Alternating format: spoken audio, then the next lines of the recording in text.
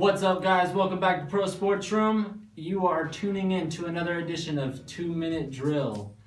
We hope that you guys are enjoying these videos, and we want to thank you, Bearded Fam. Because we hit 100 subscribers. Dab, dab, dab, dab.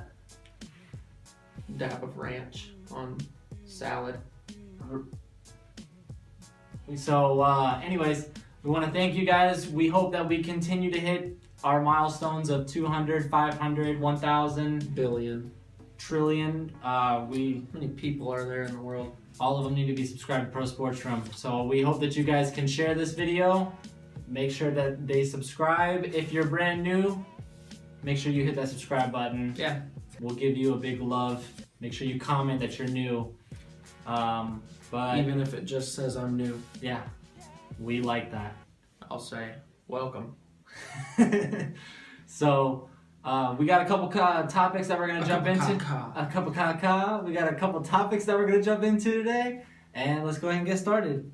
I am honestly sick and tired of LeVar Ball. If I hear one more thing out of this guy's mouth, oh my gosh. What month dude. is Father's Day? Sorry, Dad. It's in June, I think. Soon. LeVar Ball is Father of the Year. Oh my gosh, man. First it was his son scoring, 97 on a high school game that he coached.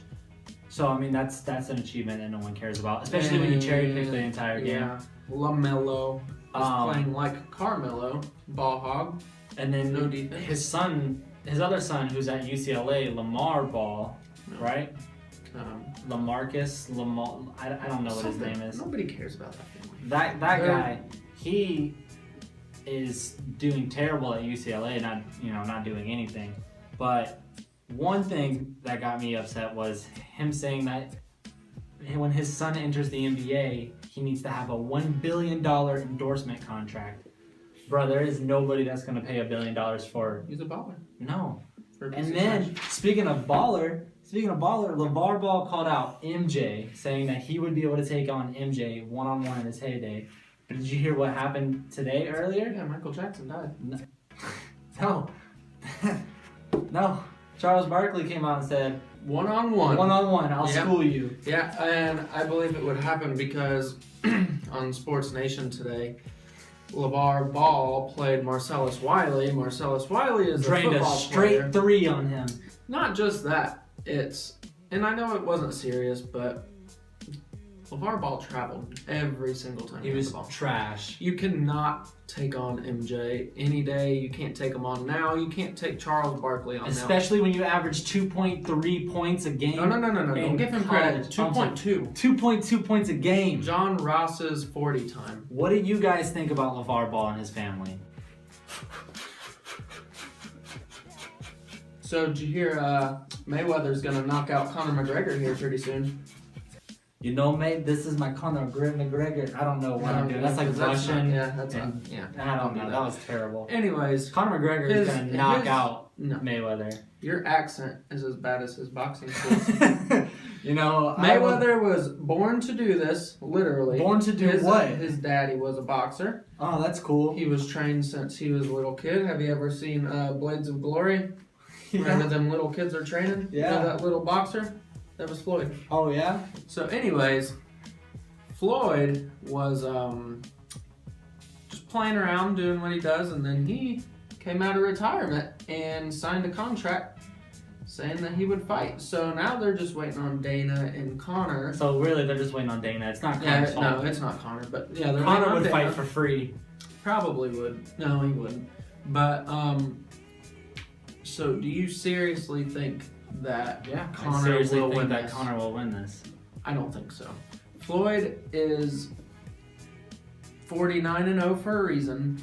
Yeah. And he is, don't say he runs. Yeah, he is I will. the best defensive boxer of all time. You know how you can be a best defensive boxer?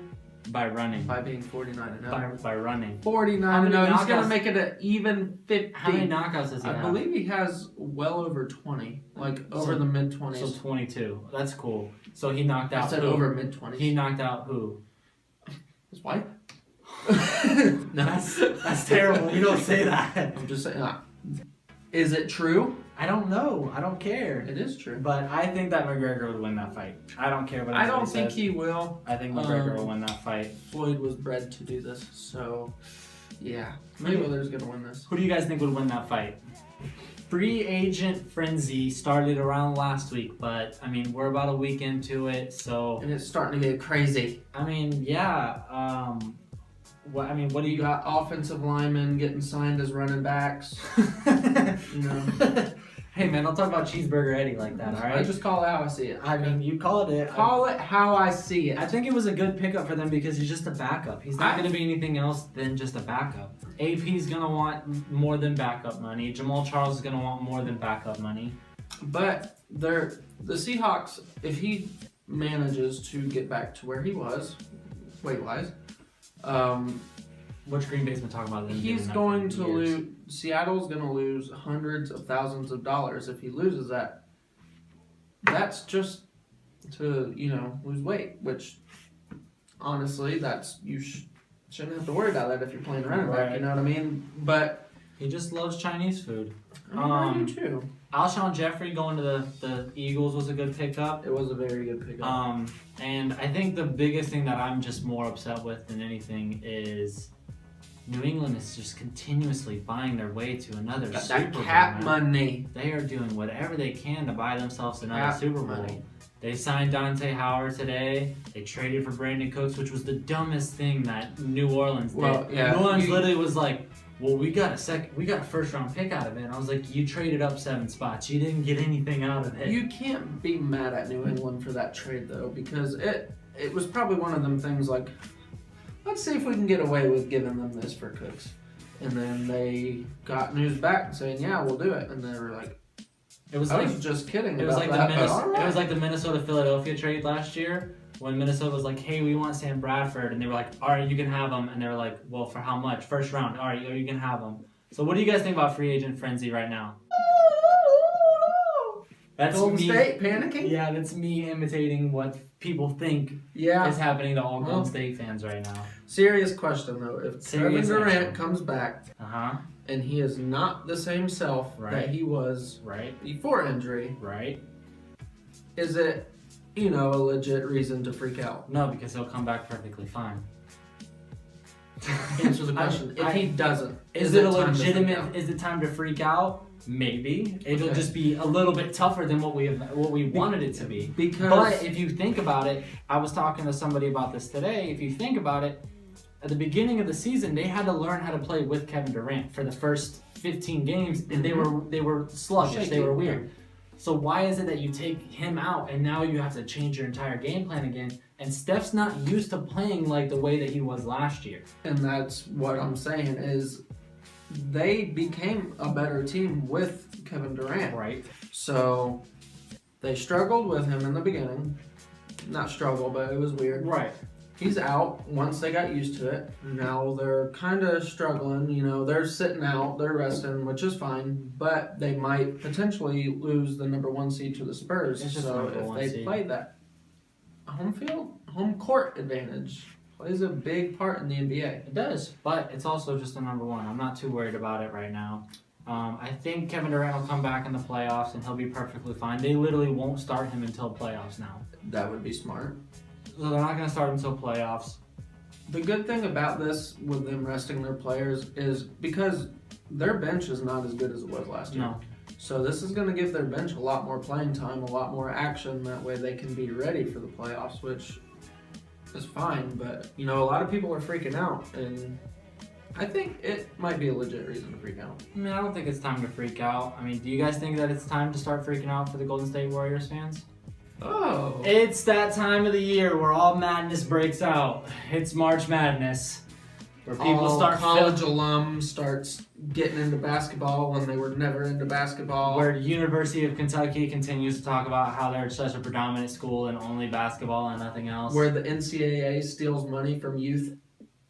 Jeez, that was rough. It's true though. I mean, so March Madness brackets came out. March Madness actually starts tomorrow. First game, round of 64, I think it is. That's way too many rounds. No, I I like it. It's a big dance. I mean, who do you got going at least in your Final Four? I can't remember how it works out, but I'm not gonna give you a Final Four. all right, just give me national championship. I will give you a national championship. I'm gonna give you North Carolina, which is, number 1 seed. They're kind of expected to be there, obviously.